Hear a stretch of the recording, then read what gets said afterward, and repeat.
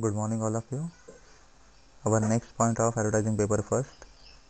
It is ad spends in India. भारतामध्ये जाहिरातीवरती कशा पद्धतीने खर्च केला जातो याची इन्फॉर्मेशन आता आपण बघणार आहोत.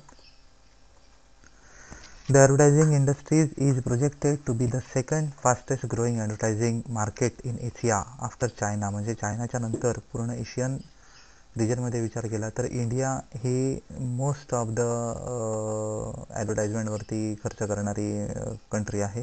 It is estimated that by 2018 the share of ad spend in India gross domestic product म्हणजे GDPच्या आपल्या शेअरपैकी विल बी अराउंड 0.45% इतकं या ठिकाणी खर्च केलेला दिसून येतो. Then advertising spends in India expected to grow around 10% year on year rupees 61,204 crores according to media buying agency group M. म्हणजे मीडिया बाईंग एजन्सी ज्या असतात त्यांच्याकडून मिळालेल्या माहितीप्रमाणे ॲडव्हर्टायझिंगमध्ये भारतामध्ये अराउंड 10% इयर म्हणजे प्रत्येक वर्षी 10%सुद्धा याच्यामध्ये वाढ होत जाताना दिसते आणि जवळपास 61,204 कोटी रुपये त्या ठिकाणी त्याच्यावरती खर्च केलेले आपल्याला दिसून येतील.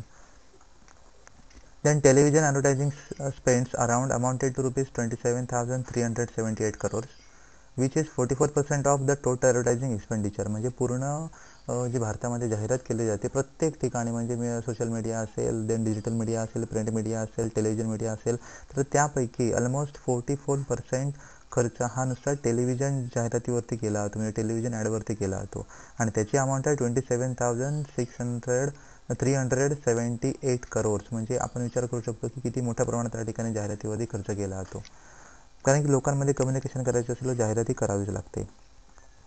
Then the contribution of print advertising was rupees 18,258 crores.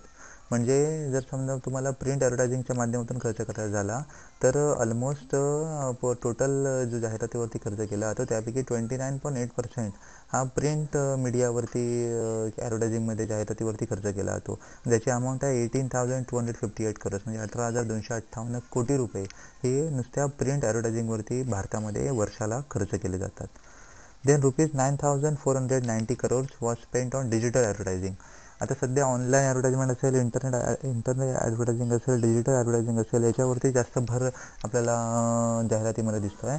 Digital advertising is expected to continue growing the fastest with an expected 30% growth in 2017 compared to 47% in 2016 and 45% in 2015.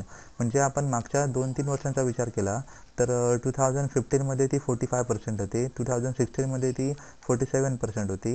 Then त्याच्यामध्ये 2017मध्ये आपला ग्रोथ झालेली दिसून येते आणि 30% त्या ठिकाणी वाढ झालेली दिसून येते.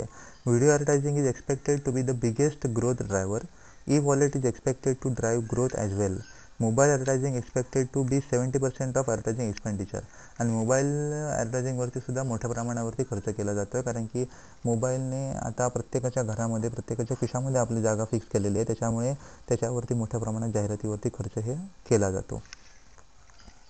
Then advertising spends on outdoor radio and cinema amounted to rupees 2,942 crore. Then 2,464 crore and 672 crore respectively. म्हणजे आउटडोर ॲडव्हर्टायझिंग असेल, रेडिओ असेल किंवा सिनेमा असेल या क्रमशः तिन्ही गोष्टींचा रिस्पेक्टिव्हली आपण विचार केला तर 2,942 कोटी हा आउटडोर ॲडव्हर्टायझिंगवरती असेल म्हणजे बॅनर्स असतील, होर्डिंग्स असतील त्याच्यावरती असेल. देन 2,464 हा रेडिओवरती जे जाहिराती केल्या जातात त्याच्यावरती खर्च केला जातो. देन 672 crore हा सिनेमामध्ये म्हणजे ज्यावेळी एखादा पिक्चर रिलीज केला जातो त्या पिक्चरला स्पॉन्सर करणारे काही कंपनीज असतील त्याच्यावरती हा खर्च केला जातो. So these are the amount spent of advertising sector in India. म्हणजे भारतामध्ये जाहिरातीवरती कशा पद्धतीने खर्च केला जातो याची इन्फॉर्मेशन आता आपण या ठिकाणी बघितलेली आहे. सो ॲडव्हर्टायझिंग पेपर फर्स्ट जाहिरात क्षेत्र याच्यामध्ये असणारे सगळे पॉईंट्स आता आपण कवर केलेले आहेत. सो सिलेबसमध्ये असणारे सगळे टॉपिक, सगळे मॉड्यूल आणि सगळे पॉईंट याच्यामध्ये कवर झालेले आपल्याला दिसून येतील. सो ॲडव्हर्टायझिंग सेक्टरचा विचार केला तर पूर्ण भारतात नव्हे तर जागतिक क्षेत्रामध्ये याचा मोठ्या प्रमाणावरती शेअर आपला दिसून येईल. मग त्याच्यामध्ये करिअरच्या अपॉर्च्युनिटी असतील, त्याचं एक्झिक्युशन असेल, इतर सगळ्या गोष्टी यासुद्धा मोठ्या प्रमाणावरती जाहिरात क्षेत्रामध्ये आपल्याला दिसून येतील.